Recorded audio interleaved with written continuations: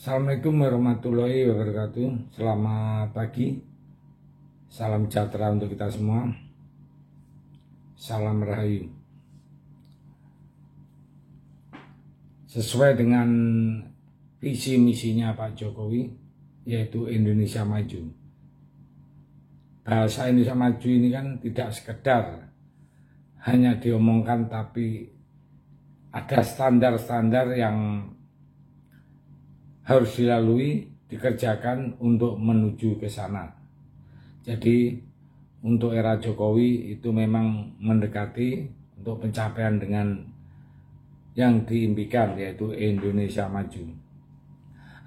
Indonesia Maju adalah Indonesia yang mampu mengembangkan ilmu pengetahuan dan teknologi yang mendorong inovasi untuk meningkatkan produktivitas serta meningkatkan daya saing dan martabat bangsa. Artinya, kita harus mampu mengolah dan mengelola sumber daya alam kita yang kita manfaatkan untuk sebesar-besarnya bagi kemakmuran rakyat. Pencapaian terbesar di era Jokowi ini tidak luput dari keseriusan pemerintah, khususnya dalam membangun infrastruktur. Ya, pelan-pelan manfaat pemekaran proyek mercusuar mulai menampakkan hasilnya. Tak lega dengan hal tersebut, Jokowi saat ini terus menggeber besar-besaran proyek strategis yang mempunyai nilai manfaat untuk masyarakat. Maraknya pembangunan infrastruktur di era Presiden Joko Widodo pun membuat aset atau kekayaan negara itu meningkat tajam, Dari catatan Kementerian Keuangan pemerintah, Presiden Jokowi telah membelanjakan APBN sebesar 2.779,9 triliun untuk pembangunan infrastruktur. Ini nantinya dijadikan modal untuk akselerasi transformasi ekonomi menuju Indonesia Maju. Nah, Ibu Menteri Keuangan, bendahara negara kita, Sri Mulyani, menyebut pembangunan infrastruktur saat ini bukan semata-mata hanya untuk kemewahan, namun untuk meningkatkan produktivitas serta mobilitas di berbagai daerah di Indonesia. Hal ini salah satunya tercermin dari rasio investasi yang masuk ke luar Pulau Jawa sudah mencapai 53%. Setelah Presiden Jokowi serius menggeber pembangunan infrastruktur, di Indonesia Timur makin tinggi pertumbuhan investasi di luar Jawa, mencerminkan adanya sumber pertumbuhan baru di luar Jawa, khususnya di Indonesia Timur, seperti di Maluku Utara yang pertumbuhan ekonominya di tahun 2022 mencapai 27% dengan tingkat inflasi 3,32%. Tingginya perekonomian tersebut didukung oleh hilirisasi yang mulai bergerak, industri smelter yang mulai beroperasi, memproses sumber daya alam atau SDA telah berkontribusi terhadap ekonomi daerah.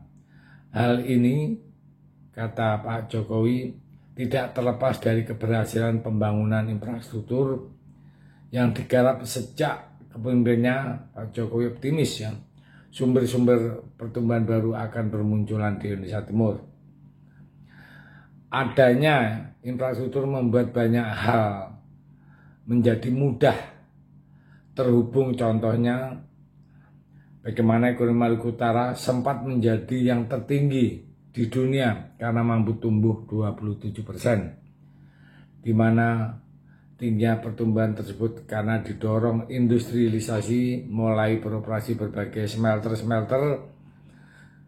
Jokowi memang seperti tidak eman jika banyak dana mengucurkan untuk investasi, sebab di berbagai kesempatan RI1 ini mengatakan bahwa infrastruktur menjadi salah satu senjata untuk bersaing dengan negara maju.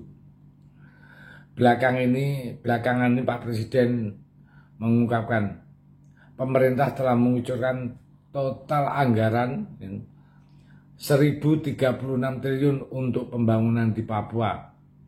Anggaran tersebut juga digunakan untuk menyelesaikan pembangunan jalan sepanjang 3.462 km di wilayah tersebut. Bandara dan terminal juga direnovasi demi meningkatkan kenyamanan akses masyarakat.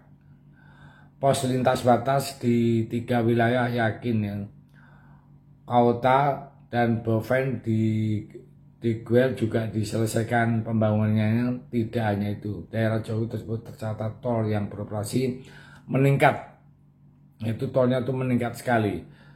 1.885 km hingga tahun 2022. Padahal pada tahun 2014 itu hanya 802 km tol yang beroperasi.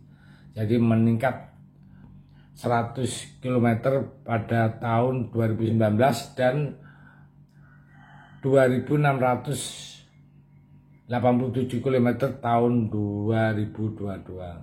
Kemudian tingkat pembangunan jalan umum juga meningkat menjadi 549.000 km pada tahun 2002. Sebelumnya cuma sebanyak 517.